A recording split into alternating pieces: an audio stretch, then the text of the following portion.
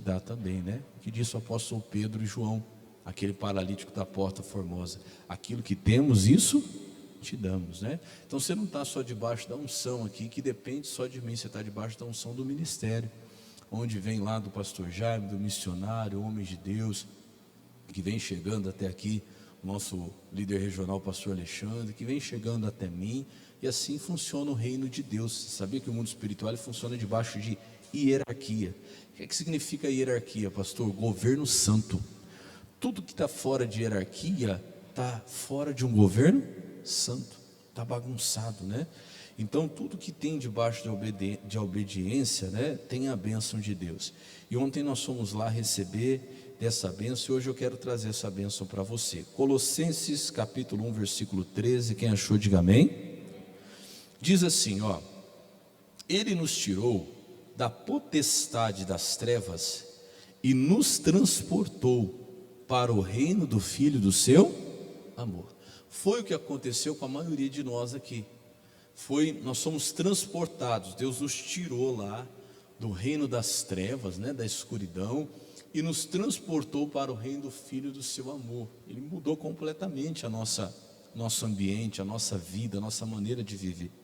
E aí continua no versículo 14: em quem temos, né, o Filho do seu amor, em quem temos a redenção pelo seu sangue, a saber, aí vem a nossa palavra, ó, a remissão do quê? Dos pecados. E aí eu estava pesquisando, você sabe que remissão tem duas maneiras de escrever. Eu não vou ensinar português para você aqui, porque eu não sou professor de português, eu sou pastor, amém? Mas eu vou tentar te explicar da melhor maneira possível. Existe remissão escrita com C cedilha e existe remissão com 2 S. A remissão escrita com C cedilha é uma expressão do direito, das leis, onde uma pessoa ela consegue remir a sua pena. O que significa isso?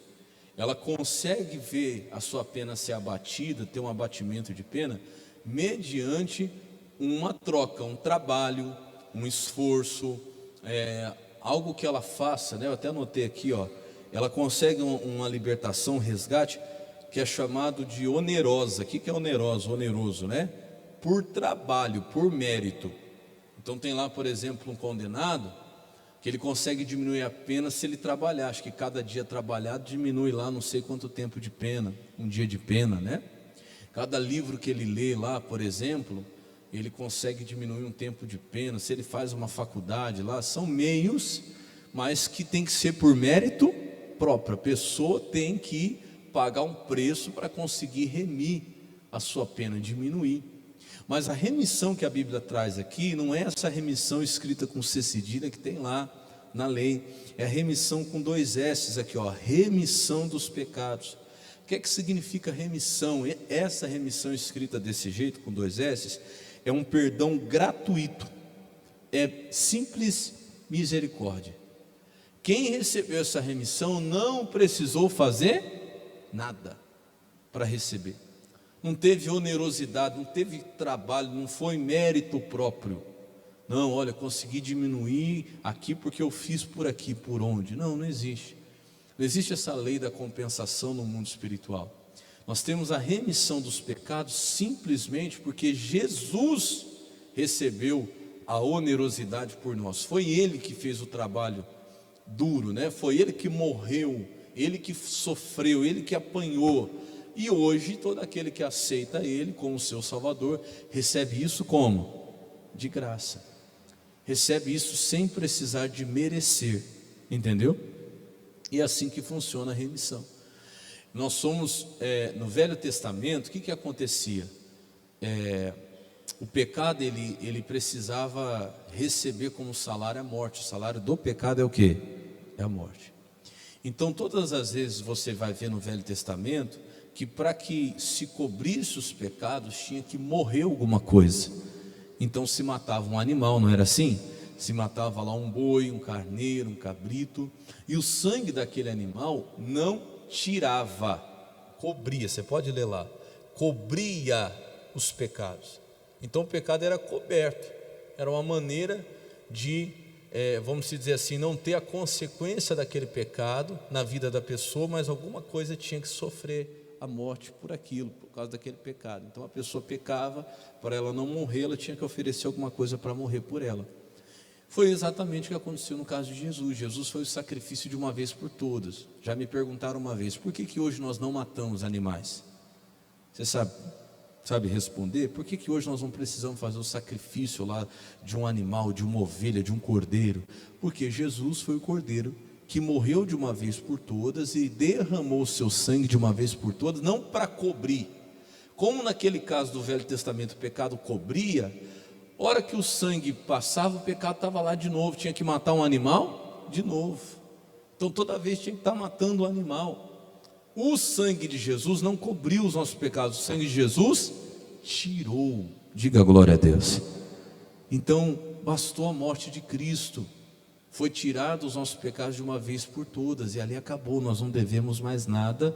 Não por mérito próprio, mas porque Jesus fez por nós. Mas para quem que vale isso, pastor? Vamos lá, que eu tenho que voltar batendo essa tecla. Isso vale para todo aquele que crê no Senhor Jesus como um único e suficiente Salvador da sua vida, que aceita o sacrifício de Jesus na cruz, que recebe a Ele como seu Salvador. E como que eu recebo a Jesus como meu Salvador, pastor? Aí é que está.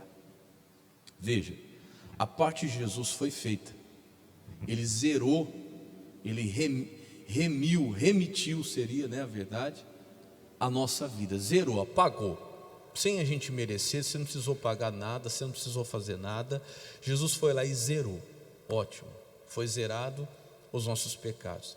E agora, pastor, como é que eu faço para poder receber essa bênção, né? Eu preciso entender que Jesus fez a parte dele, me dando esse direito de ter um recomeço, de zerar a minha vida. Só que o direito foi dado por Ele, mas quem toma posse desse direito, aceita esse direito, usa, melhor dizendo, esse direito ou não, sou eu. E tem muita gente, irmão, que até hoje, mesmo tendo esse direito à disposição, não usa. Veja, você recebeu um direito quando Jesus morreu na cruz, mas enquanto você não nasce de novo, enquanto você não se torna uma nova criatura, enquanto você não aceita Jesus como o único e suficiente Salvador da sua vida, desce as águas do batismo e nasce de novo, você não está usando esse direito. Sua vida não começou de novo, sua vida não foi zerada. Está entendendo? Sim ou não? E mesmo que você já tenha feito isso um dia, mas se você se desvia do propósito, se você se afasta do propósito, se você volta ao pecado de novo, vamos dizer que um dia você fez isso, aceitou Cristo como seu Salvador, se desceu as águas do batismo, quer dizer, foi zerado e você usou o direito. Agora você não deve mais nada para ninguém. Mas de repente você volta àquelas velhas práticas. Você começa a fazer de novo aquilo que um dia Jesus tinha zerado, tinha tirado da tua vida, mas você começa a praticar aquilo de novo. O direito ainda está valendo, mas você precisa usar ele de novo. Você precisa usar de novo o sangue de Jesus, o perdão, a remissão, para zerar de novo. E como eu falava, se eu não me engano, semana passada ou retrasada, não voltar de novo ao pecado. Amém, Jesus? Não voltar mais. Por quê, pastor? Porque tem muita gente que não está fazendo uso dessa remissão. Vamos lá, que nós vamos entender melhor aqui, continuando aqui na leitura. No versículo 14, então, diz: em quem nós temos a redenção do seu sangue, a saber, a remissão dos pecados. 15, o qual é a imagem do Deus invisível, o primogênito de toda a criação. Versículo 16, porque nele foram criadas todas as coisas que há nos céus e na terra, visíveis e invisíveis, sejam tronos, sejam dominações, sejam principados, sejam o quê? Potestades. Tudo foi criado por Ele e para Ele. Ou seja, fora de Jesus não existiria nada que existe. Fora de Jesus, tudo perde a razão de ser, inclusive eu e você. Não adianta, irmão. Tem gente que quer vencer fora de Jesus, tem gente que quer conseguir fora de Jesus, não consegue. Ontem eu estava lá mesmo na sede, eu estava orando e meditando, e Deus trouxe ao meu coração uma palavra, uma frase antiga que eu ouvi. Sucesso fora da vontade de Deus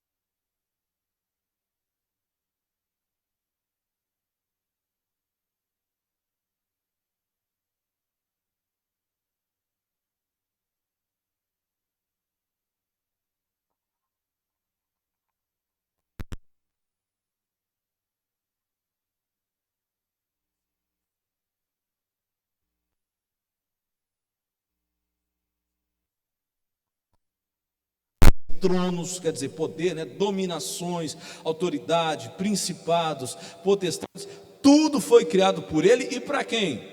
E para Ele. Eu estava orando ontem. Todos nós precisamos, meu irmão, crescer, ser bem-sucedido, ser abençoado. Mas grava uma coisa no teu coração: se o sucesso entrar na tua vida, os bens, o dinheiro tiver que entrar por uma porta e a presença de Deus sair pela outra, então esquece. Porque tem coisa nesse mundo que para você ter, vai ter que entrar por uma porta, mas o Espírito Santo vai ter que sair por outra. Não. O que Deus quer te dar, quando entrar na tua vida, o Espírito Santo não vai sair. Tenha só aquilo que possa conviver com a presença de Deus na tua vida. Amém, Jesus? Não é errado você ser bem-sucedido, abençoado, não. Aliás, você tem que ser. Amém? Mas o que Deus te der vai conviver com a presença de Deus na tua vida, vai conviver com a paz. Esses dias eu vi uma pessoa falando uma coisa que é verdade: se para o dinheiro entrar, a paz tiver que ir embora, então, irmão, é melhor você não ter. Amém? Não, tua paz não pode ir embora, a comunhão com Deus não pode ir embora para você ter alguma coisa, para você ter algo. Se para ter um relacionamento a presença de Deus tem que ir embora, então abra mão desse relacionamento. Se para ter lá um trabalho, a presença de Deus tem que ir embora, abra mão daquele trabalho. A promoção, abra mão. Só queira aquilo que possa conviver com a paz, com a presença de Deus, com a comunhão com Deus na tua vida. Porque está aqui, ó, tudo foi feito por Ele e para Ele. Continua, versículo 17, vem essa parte que eu amo essa palavra aqui, ó. E Ele é antes de todas as coisas, e todas as coisas subsistem por Ele. Irmão, Deus tem que ser antes de tudo. Nós estamos vivendo um tempo que Jesus está ficando para depois de tudo. Misericórdia, na minha vida, na sua.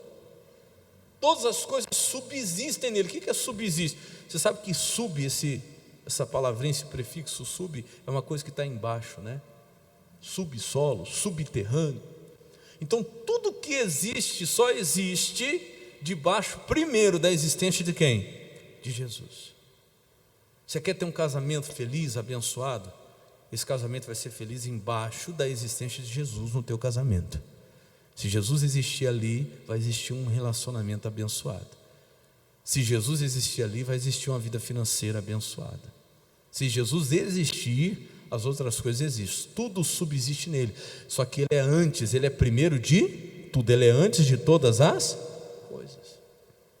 Nós precisamos mudar, irmão. A gente precisa se preparar para esse ano que está chegando aí e colocar Jesus no lugar dele. Sabe, infelizmente, aquilo com que você gasta mais tempo mostra o que é mais importante para você. Eu posso até falar, não, o mais importante para mim é Jesus. Sei lá, vamos dar um outro exemplo, não vou nem colocar Jesus, vamos dizer assim, o que é mais importante, pastor? O que é mais importante na sua vida? O mais importante para a minha vida é, sei lá, futebol. Pergunta quanto tempo eu passo jogando futebol? Nenhum, já faz um bom tempo. Então daí eu posso até falar que futebol é importante para mim, mas pergunta qual foi a última vez que eu assisti um jogo de futebol, pergunta. Eu nem lembro, irmão. Aí eu posso falar que futebol é importante, não posso falar? Nossa, eu gosto muito de futebol, futebol é uma coisa muito importante para mim. mas pelo tempo que eu gasto com futebol, essa palavra tem valor? Tem nada. Você vai ver que futebol para mim não significa pelo tempo que eu gasto com isso. Vamos colocar Jesus agora. Você gastou lá antes de vir para a igreja quanto tempo para se arrumar hoje? Tem gente que gasta 1 hora, tem uns que gastam mais. Aí tá, você se preparou, colocou uma roupa, aí a roupa não ficou legal, você falou, vou tirar, aí vou pôr outra. Deixa eu ver, acho que ela não está aqui. Vou falar, quem tem mulher em casa, não estou falando que é todas, mas de vez em quando, irmão, tem umas 3, 4, 5 roupas lá em cima da cama, parece que nenhuma dá certo. Mulher é assim, ou não é? Não tem dia que é assim? Aí põe uma, daqui a pouco eu viro as costas, aí eu volto, mas você não está com aquela outra? Mas não deu certo aquela. Aí já pôs outra. Aí vai. Quando pensa que não, você já gastou 1 hora, 1h30 para se arrumar. Não está errado não, viu? Tem que se arrumar assim. E tem homem também que fala, parece um princeso, né? Se sair de casa, misericórdia. É uma luta. É ou não é? Conheci uns assim também. Mas, presta atenção, o que eu quero te falar não é isso. Eu quero te falar o seguinte: a gente gasta tanto tempo, 1 hora, 1h30 para se preparar, para se arrumar, para sair de casa, para vir para a igreja ou para ir para um lugar. Mas quanto tempo você gastou espiritualmente, para se preparar espiritualmente antes desse culto, para vir para o culto? Já parou para pensar nisso?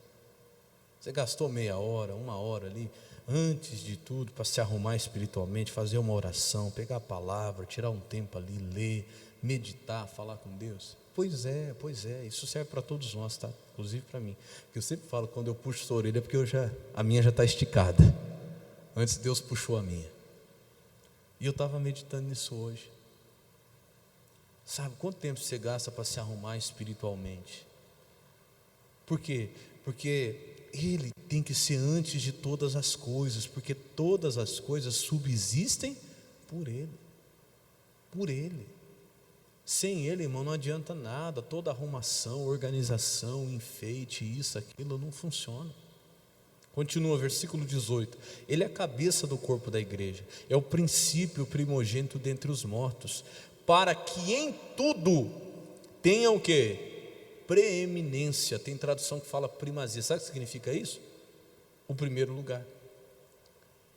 Jesus tem que ter preeminência.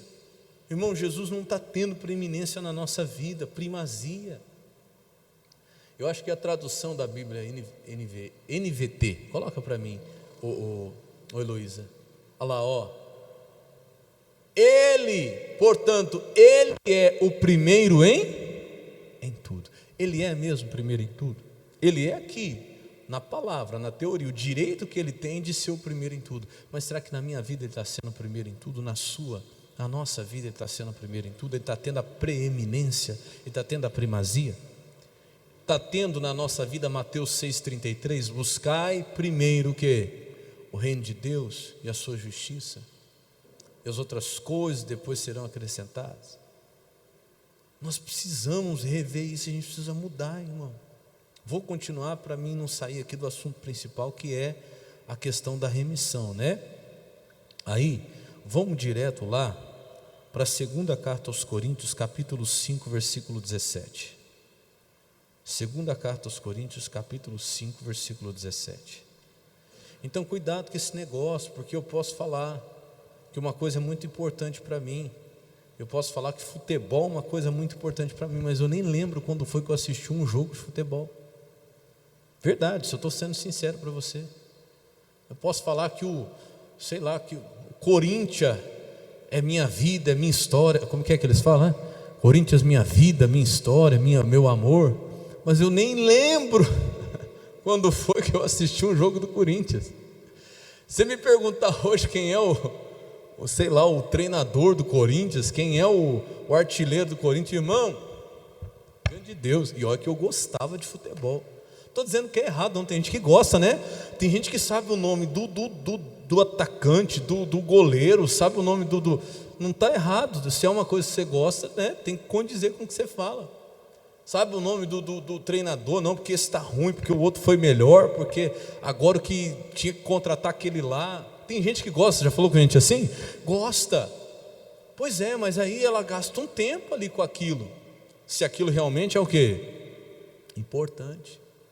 Então veja, porque eu posso estar falando uma coisa que Jesus é muito importante, que eu amo a Jesus. Mas irmão, qual foi o último culto que eu tive na igreja? Qual foi a última Santa Ceia que eu participei? Qual foi? Qual foi o último dia que eu passei com Deus no meu quarto em oração? Pelo menos meia hora. Que eu gastei com Deus pelo menos 40 minutos. Pelo menos uma hora. Aquilo que Jesus pediu para Pedro, né? Pedro, nem uma hora pudesse o quê? Vigiar comigo. Porque eu posso dizer uma coisa, mas cadê a preeminência daquilo que é tão importante na minha vida? Então cuidado, porque a gente começou falando da remissão, e o mesmo texto que fala da remissão, fala da prioridade que Jesus tem que ter. Porque eu posso ter o direito da remissão, mas não estar usando ela, ou ele, né, o direito. Eu posso ter o direito da remissão, mas eu não estou usando esse direito. A minha vida não continua se embolando cada vez mais. E o que é essa remissão, pastor? É uma bênção, irmão, que ninguém vai te dar. Qual que é a bênção da remissão? Que eu, em nome de Jesus, eu vou orar por você hoje e você vai ter essa bênção. É o direito de zerar. É o direito de reset. É o direito de começar tudo de novo, não devendo nada e sem precisar pagar nada. Irmão, você já pensa assim, pensa uma pessoa que se embolou tudo na vida, vamos colocar assim, sei lá, financeiramente. E a pessoa se embolou, e vida financeira é complicada, irmão. Quando vai começando a virar uma bola de neve, meu amigo, a pessoa tirou daqui para pagar ali, depois não conseguiu pagar ali, teve que tirar lá para pagar o que tinha tirado daqui, e depois não deu certo. Eu já vi muita gente nessa situação. Meu Deus, que coisa terrível. E foi embolando, aí ela devia um, mas aí pegou emprestado do outro para pagar aquele, aí teve que pegar daquele para pagar esse, do outro para pagar o outro, e meu Deus do céu, que bagunça que está, a coisa foi embolando, e aí a pessoa chega num ponto que ela diz, chega, eu não sei mais o que fazer, não aguento mais, não consigo, não tem como eu resolver isso, e ela chora, e ela clama, ela dobra os joelhos, e alguém chega, e diz assim, olha, é o seguinte, eu vou pagar o que você deve. Mas você vai pagar? Vou. Mas quanto que eu tenho que te dar? Você não tem que me dar nada. Eu vou pagar tudo que você deve. Põe aí num papel e marca tudo que você deve, que eu vou pagar tudo, não vai te custar nada. Meu Deus, seria uma bênção ou não? Uma pessoa numa situação dessa, seria ou não seria? Meu Deus, que essa pessoa seria grata, né, de fazer isso. Mas vamos dizer que essa pessoa chegue para poder fazer isso e dizer, olha, eu vou pagar, você vai colocar tudo no papel aí, o que você der, porque eu vou pagar tudo. Só que a pessoa que está devendo, ela faz o seguinte, ela fala, olha, é maravilhoso saber que eu posso começar de novo, né? Zerar tudo, sem eu pagar nada, olha que coisa boa.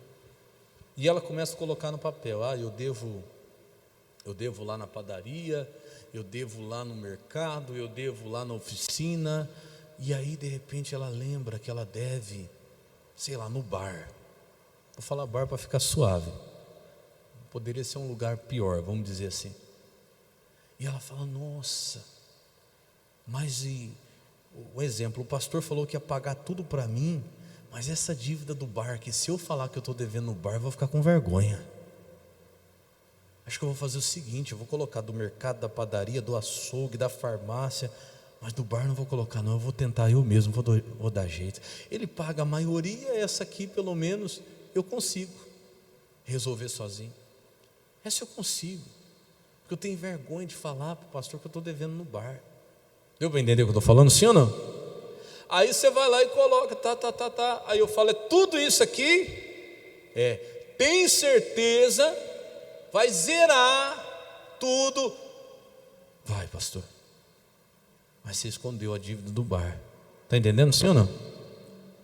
Mas vai zerar mesmo? Vai zerar tudo. Tá bom, olha, vou pagar tudo. Mas não vai me custar nada, vai te custar nada. A oportunidade de começar Fala comigo, do zero. De novo, irmão, ninguém te dá essa oportunidade hoje em dia. Ninguém, você não vai achar isso em lugar nenhum, não sei em Jesus. Diga glória a Deus. De rasgar assim, ó. Aí eu vou lá e falo, tá bom, tá pago, rasgo tudo, você não deve mais nada. Você vai embora feliz para casa?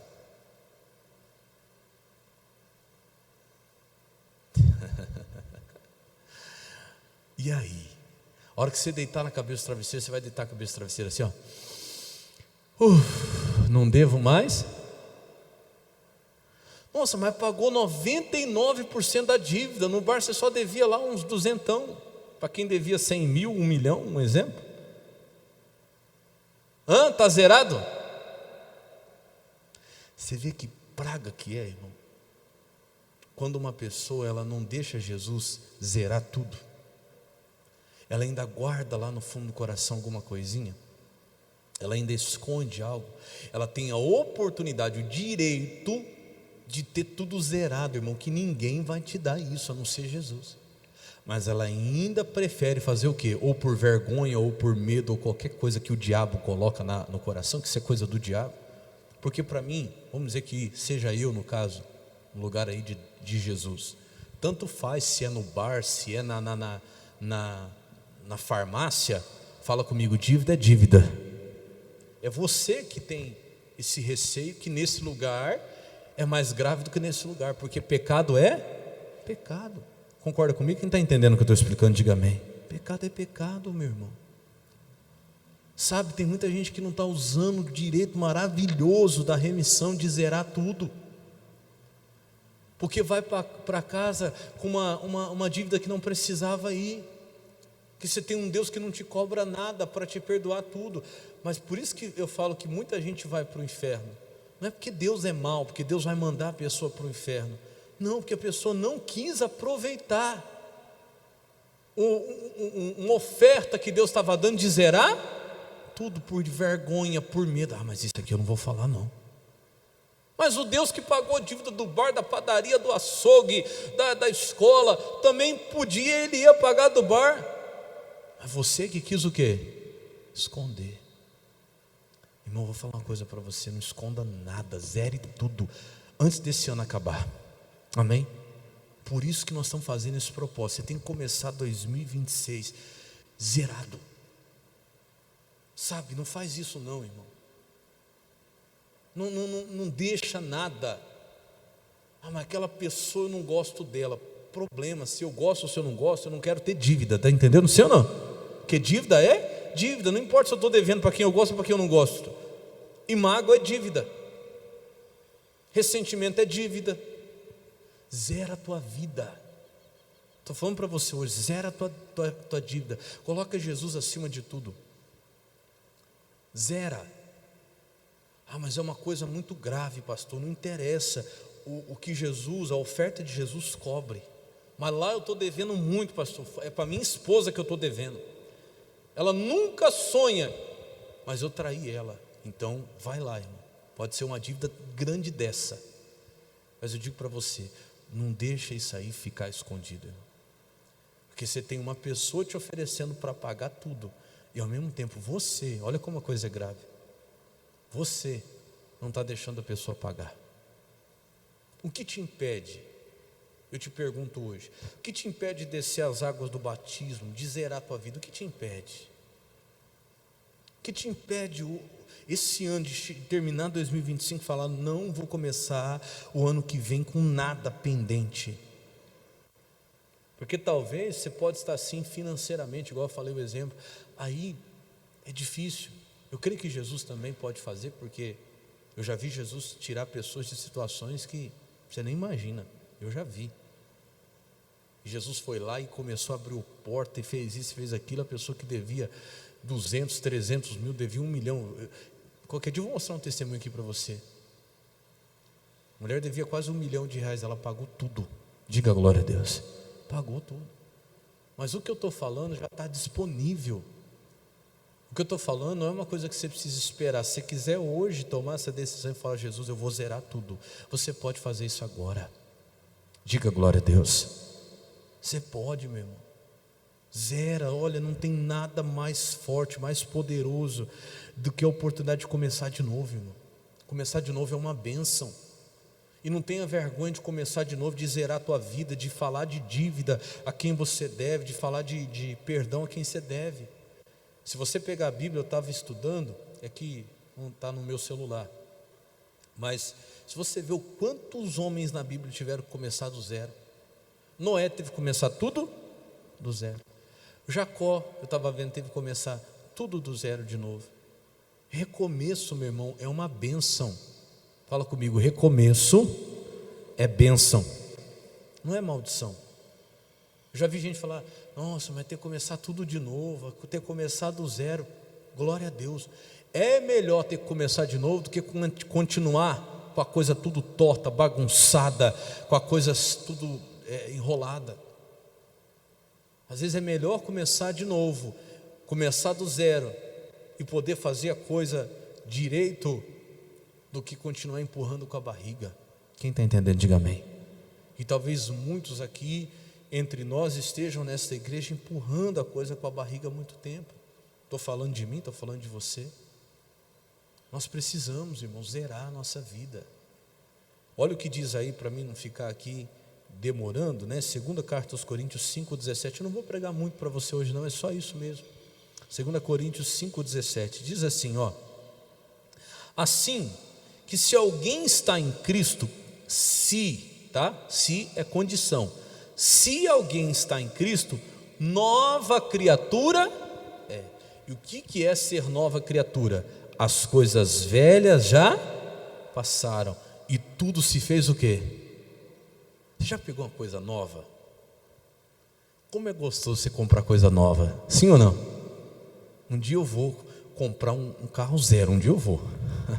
Amém. Mas quem já comprou carro zero aqui? Alguém aqui já comprou? Não é gostoso? Você entra assim, nossa, que coisa. Eu já entrei em carro zero. Nossa, que sensação boa, sim ou não? Alguém já entrou numa casa que você fez, só você morou? A irmã, só você morou, nova, sua? Ai, que coisa maravilhosa. Você entrou ali, né? Ninguém nunca morou ali, que coisa linda. Eu já morei numa casa que eu fui o primeiro também. Não era minha, mas o rapaz fez e eu entrei. Nossa, que coisa maravilhosa. Tudo que é novo, irmão, é bom, diga glória a Deus. É gostoso. Ali não tem nada para ser feito. Sabe qual que é a vantagem do novo? Não tem nada para ser feito. Diga glória a Deus. Está tudo perfeito. É isso que Deus pode fazer com a minha vida e com a sua. Como, meu irmão, se toda aquela bagunça nunca existisse. Olha isso, olha que privilégio. Assim que se alguém está em Cristo, nova criatura é. As coisas velhas já passaram, eis que tudo se fez novo. Diga glória a Deus. 2026 tem que começar assim na sua vida. Sabe quando você levanta de manhã, você respira e fala assim: está tudo o quê? Zerado, resolvido. Diga glória a Deus. Eu não estou falando do exterior não, porque às vezes você fala, pastor, mas ainda tem umas contas para pagar, ainda tem uns negócios, isso aí não tem jeito, só o dia que você for para o céu. Amém? Estou falando aqui dentro, aqui tem que estar novo. Quem está entendendo, diga amém. Tanto é que está dizendo nova criatura, está falando do ser humano, tá? Nova criatura é, as coisas velhas já passaram, eis que tudo se fez novo. Tem que ser de fato e de verdade aquele jargão que todo mundo fala lá fora. Ano novo. Você não conhece, não? Mas não é possível que você não conhece. Escuta isso aí todo ano. Ano novo. É nada, tem gente que é ano novo, vida velha. Ano novo, vida velha. Tudo do mesmo jeito. Não, tem que fazer valer mesmo, irmão. Ano novo, vida nova. Diga glória a Deus. Tem que zerar tudo. Deus, não vou deixar nada escondido, eu não vou deixar nada ali pendente, não vou deixar questão mal resolvida na minha vida, não. Eu quero isso. Quem quer essa bênção? Diga glória a Deus. Essa é a bênção da remissão que eu vou te dar hoje. É alguém dando oportunidade para você zerar tudo, começar tudo de novo, passar uma borracha, apagar tudo. Para terminar, versículo 18 diz: isso provém de quem? Isso dá uma nova oportunidade, começar tudo novo, provém de quem? De Deus, que nos reconciliou consigo mesmo por Jesus Cristo e nos deu o ministério de quem? ou qual, né? Da reconciliação. O que é reconciliação? Um dia, se Deus permitir, eu vou te explicar o que é isso. É salvar, né? Não perder, não jogar fora. 19. Isso é, Deus estava em Cristo reconciliando consigo o mundo, não lhes imputando os seus pecados. Quer dizer, não atribuindo a nós o que a gente devia, mas perdoando, né? E pôs em nós a palavra do quê? Da reconciliação. Amém? Você quer essa bênção hoje? Fique de pé, por gentileza. Todo mundo aqui, irmão, tem coisa que tem que zerar. Amém? Tem que começar de novo. Tem que começar do zero, tem que resetar. Resetar igual, sei lá, no celular. É assim, ó, não sei se acontece com o seu. Esses celulares de hoje até nem tanto, parece que a memória está ficando cada vez maior. Mas principalmente os mais antigos, o celular chega uma hora e começa a travar. Vai travando, chega uma hora que você não aguenta mais. Ele nem mexe mais, nem nada, né? O que você tem que fazer? Você tem que resetar. Eu já tive caso de ter celular que não adiantou apagar nada. Apagava e não resolvia. Sabe o que eu tive que fazer? Meteu tinha um fiozinho assim, sei lá, não lembro. Isso, um arame, pronto.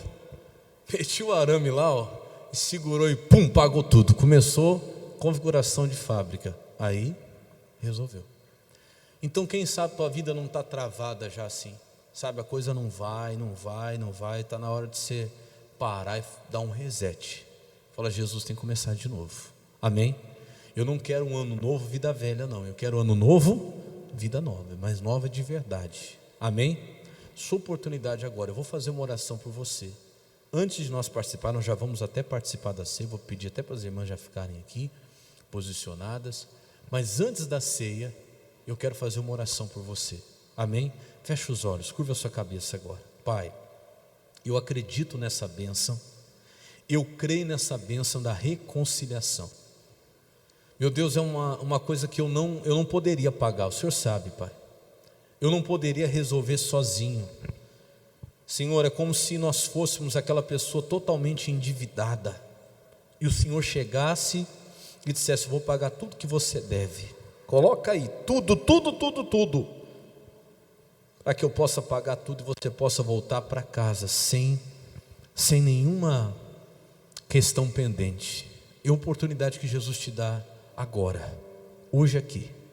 Meu irmão, minha irmã, eu não sei como foi esse ano para você, mas talvez para muitos aqui foi um ano muito embolado, muito complicado.